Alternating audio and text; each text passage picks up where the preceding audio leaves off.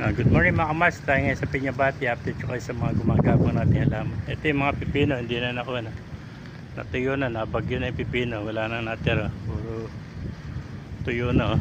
Yung kalabasa, may natira pa mga gumagapang at saka mga ligaw na halaman. Yan. Wala na yung kalabasa rin. Itong upo, wala na rin, puro dahon na lang ito at saka mga damo. Ito namang patola, ito may mga bunga kaya lang magugulang na, mga nahinog na yun, mga natuyo na yung bunga ng patola. May mga amasa mga bunga ng patola. Ayan, dahil bulaklak pa naman, sira ng bagyo, sekto yan. Ang lalaki pa naman bunga ng patola mga amasa, pakita ko sa inyo ang laki ng bunga ng patola. Gumulang lang laki hindi na ani ay nabulok na. Ayan pa, dahil pang patola rito. Tingnan natin kung pwede ito. Gumulang na rin. Ay mga master. Sire patola.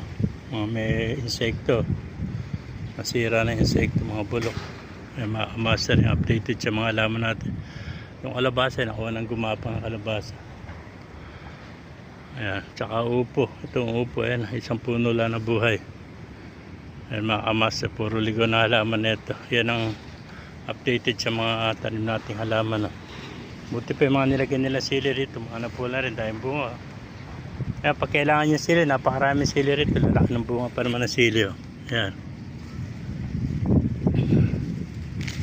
dahil bunga na sili.